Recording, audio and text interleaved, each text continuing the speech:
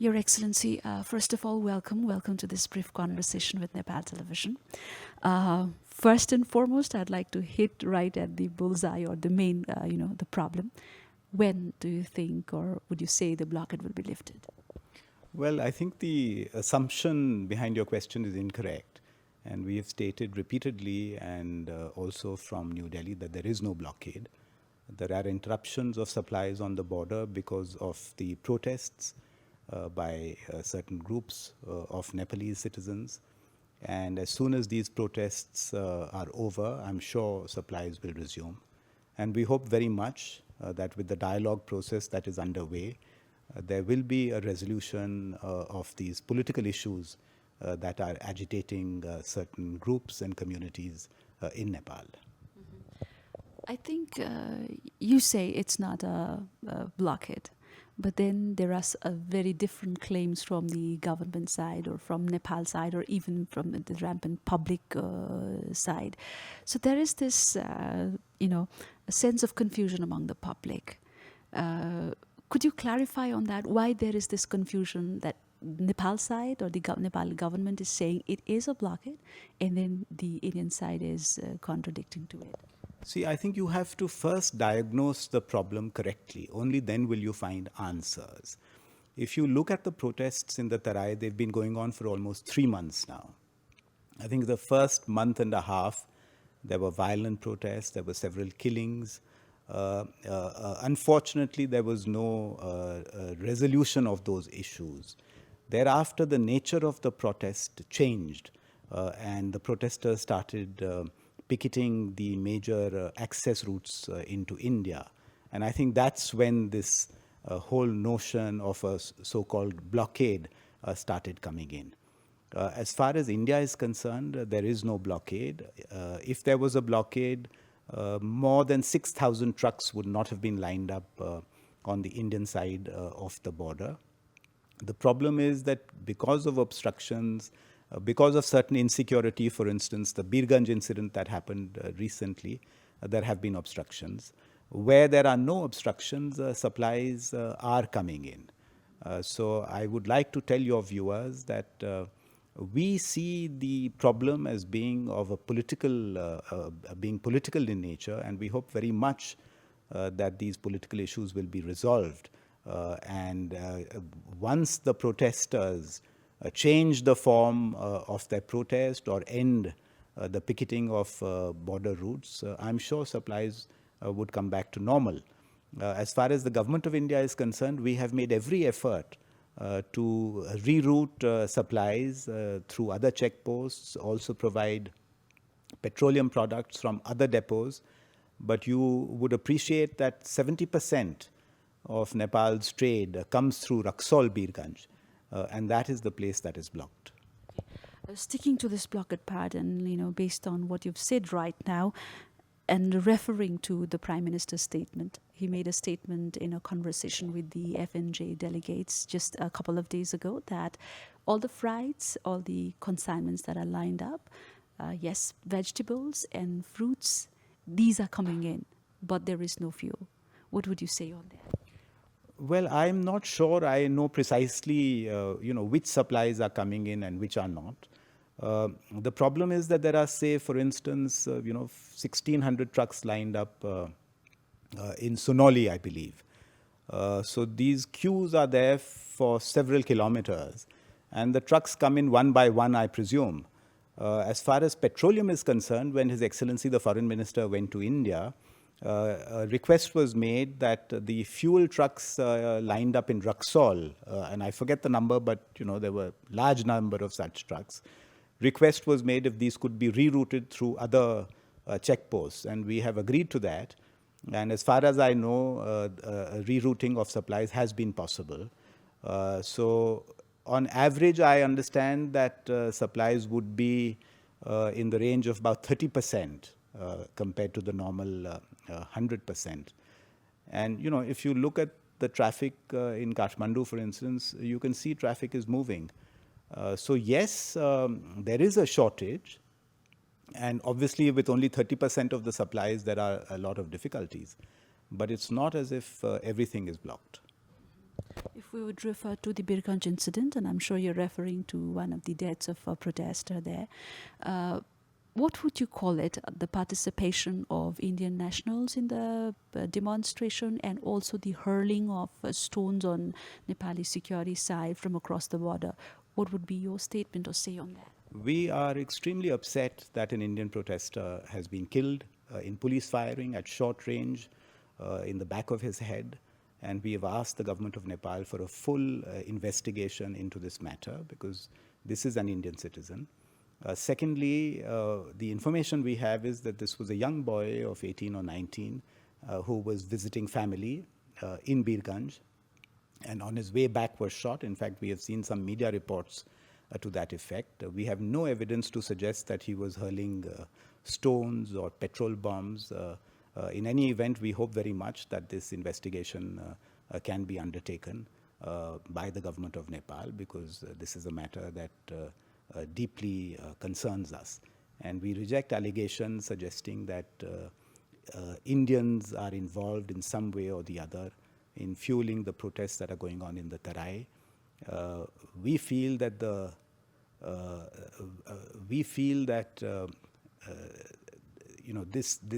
there is a mass agitation, and the people in many parts of the Tarai are involved in this, and this is a homegrown agitation arising out of certain perceptions of those people, and it is best that those perceptions are addressed through dialogue.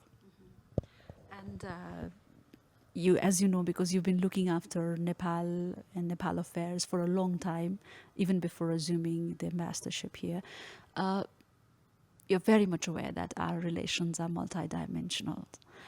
But looking at the present scenario, it is very much unfortunate that we've arrived to this bend in our two bilateral relations. Where do you think we failed? When did things started getting, heading towards this situation? I agree we are at a very difficult stage in the relationship, but I'm also confident that the relationship is very strong and robust, and it's a relationship that goes back into antiquity. And it's a relationship fundamentally between our peoples. So there are aberrations from time to time, and there are ups and downs. But I'm confident that we emerge out of every crisis, out of every difficulty, stronger, because I think both sides are committed to this relationship and will do everything possible to set it back on track. So I'm very confident that things will improve. Why did this happen is a difficult question to answer. Our perception is that the Constitution, being a foundational document, there were great aspirations and great expectations of the people of Nepal. And the fact that some sections feel that they are not full stakeholders in this process has generated certain anxieties and protests. But we are optimistic that these issues will be resolved, and they have to be resolved because that is the only way to peace and stability. And as you know, India is a close friend and neighbor of Nepal. We have an open border. Instability in Nepal obviously has negative implications for us. So we hope very much that this dialogue process will progress, and sooner rather than later there will be a resolution of these complex issues. And we hope everything on the border will become normal. Yes, indeed, we are very much hopeful. But you see, as I again go back to our multidimensional relations, and this particular event came at a time when Nepal and India both are celebrating, their biggest festivals, right? So economically, culturally, I think both countries have been hurt by this particular event. Now, you, at this moment, as I already stated, who's been a very, very close person or a diplomat at every level, you've been pretty close to Nepal. How have you worked towards, bringing both countries and their thoughts nearer at the diplomatic level and political level? I think there is a constant process of engagement. As you yourself said, India-Nepal ties are multidimensional. And there are many channels of communication.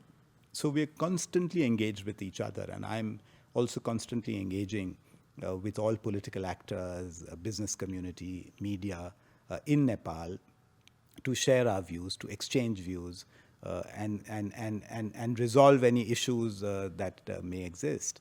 As we see it fundamentally, this is an issue which is internal to Nepal.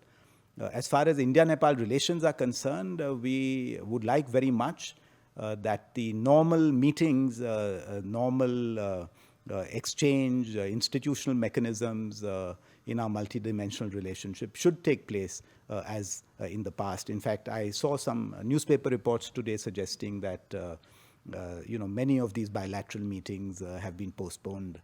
I would like to inform your viewers that this is not at our behest. We hope very much that we can resume our normal bilateral interaction, which is very important for the people of both Nepal and India. Coming to the constitution, the root of where all this started, it has been a very hard fought time for all Nepalese. They've worked very hard, waited a very long time, and it was with a lot of perseverance and patience that finally it has come out. What is, what is the clear statement or say of the Indian government on this dossier? Well, we've already made our statement, official statement. But what I would like to say is we understand the great desire, the deep desire of the people of Nepal to write their own constitution. And this was a desire that was articulated more than 6 decades ago. So we can understand how important this is. And obviously, it is a foundational document. But equally, I think it should be a foundational document which accommodates the aspirations of all sections of society, of all groups. It's not an easy task, but I think it's something that can be achieved. That you have a constitution, I think, is a great achievement. We hope very much that it will accommodate the aspirations of those that feel aggrieved or feel left out of this process, so that everyone has a great sense of ownership in this foundational document, which is charting the future vision and course for your great country.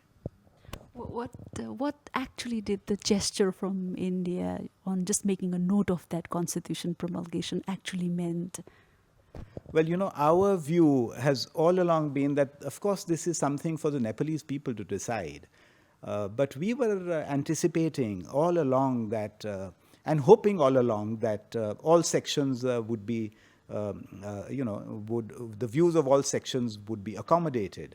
And when this didn't happen, I think there were apprehensions that there could be difficulties and problems. So our sense was that if the views could be accommodated, then you will really have a document which is owned by everyone. If a large group of your people don't accept the constitution or don't accept this foundational document, then obviously there'll be problems in the long run. So I think this aspect has to be resolved. And this was the only point of view that we were articulating. So I think that's where we are coming from on the constitution. A great achievement for Nepal, but the desires of those that feel left out should be accommodated. But then the political leaders and the government is making a contradicting claim that they say larger portions of the aspirations have already been met. This is the point of view. I don't want to get into this, but the very fact that you have large protests in large swathes of the territory of this country speak for themselves. So where do you see the resolve coming?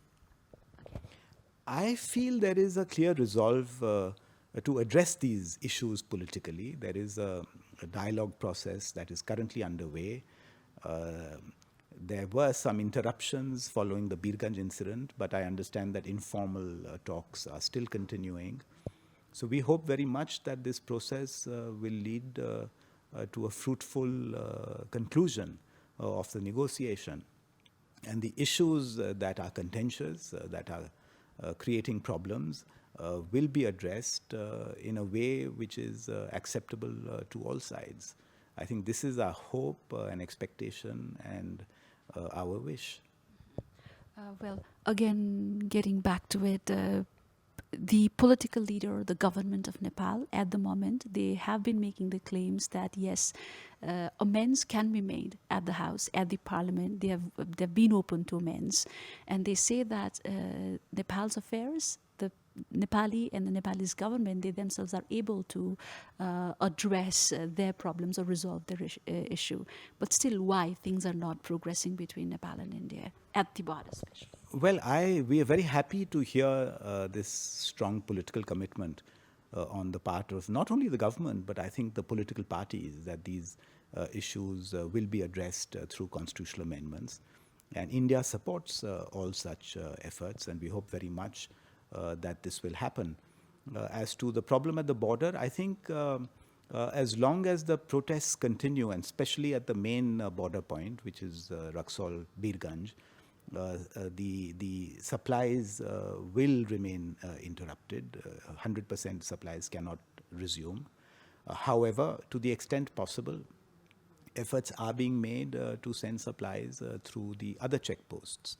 As you know, all along the India-Nepal border, there are a lot of checkposts. And if the situation is peaceful and if there are no obstructions, there is no reason why supplies would not be routed through the other checkposts. Moving to Geneva and the statements that came from the Indian government there, as what we learned from the reports about India being pretty critical about the human rights situation in Nepal. What is your say on that, on the statements that came from the Indian side regarding Nepal? You see, this is a specific process that happens at the Human Rights Council, and this is the Universal Periodic Review. Every country, including India, has to submit a status on its human rights situation to this organization, I think, every couple of years. And, other countries are free to comment on the situation. So I don't think comments by individual countries should be taken as a criticism of, any other country. I think the comments are more in the nature of constructive suggestions and expectations, in terms of what the government should be doing to improve the situation. When our human rights record is presented, many countries make comments on those, on that record. And we take it in the spirit in which these comments are made. And we hope very much that Nepal, our friends in Nepal, would also understand India's intervention in the same light. Now, coming back again to Nepal-India relations, where do you see the relations heading? Let me rephrase this. What do you see the long-term implications of Nepal-India relationships of this particular event? As I said, when we are in the middle of a process, it seems overwhelming. But if you give it a little more distance, then it would seem like a blur in the on a long canvas of very positive developments. Yes, it is a problematic time, but I think our relations are very strong, very robust. And even at the people-to-people level, the emotional relationship between our two countries. So I have every confidence that these will revert back on track, and the high trajectory that came in, especially after the visits of our Prime Minister to Nepal. I think that is what we aspire to achieve once again. And as a good neighbor, and taking your very words to revert back the relations on track, what approaches to point out the immediate, mid-term, and long-term? What sort of approaches would India take now to revert again India-Nepal relations back on track? Well, in the immediate term, I think the most significant issue facing the country right now is, how to get out of this political and economic crisis. And I'm sure your leadership is fully absorbed in this task. Political negotiations are underway. We hope very much that these will see fruition very soon, as a result of which the border situation will ease. In the medium to the long term, we have signed very important agreements with Nepal in different sectors: infrastructure, hydropower, other areas, culture.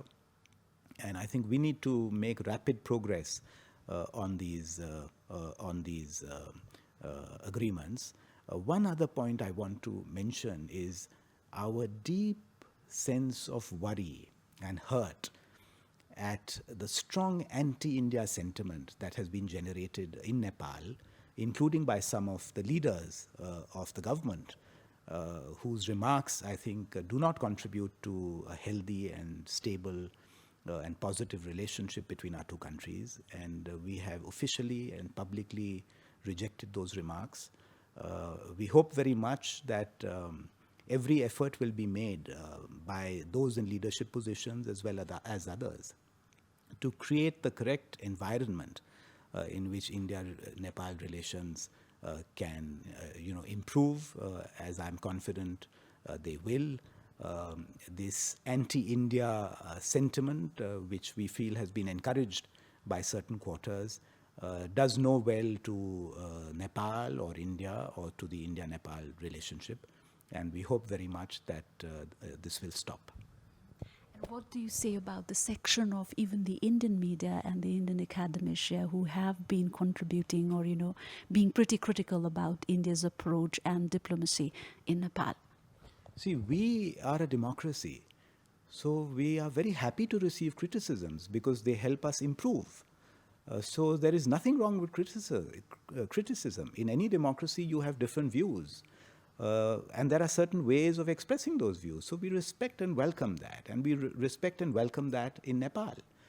But what we object to is this virulent anti-India campaign alleging motives to India, to the people of India, to the government of India that are completely contrary to normal facts. And these are flights of imagination of certain people who are now in important positions, including as deputy prime ministers. And this does not bode well for a strong, robust, and very good relationship between our two countries. Thank you. And before I wrap up, one more question, Your Excellency. Many had the thought that the Bihar implications was one of the major factors of what happened in Nepal. So what do you see the situation unfolding post the Bihar elections? How Well, foreign policy in India is conducted by the central government. Of course, Bihar is a neighbor of Nepal, and there are very strong familial relationships. So naturally, the people of Bihar are concerned about what's happening across the border, especially given the fact that there are very close family ties. But as I said, that the foreign policy of the government of India is from the central government. And that position will continue. Thank you. Thank you so much for having this brief conversation with us. Thank you once again.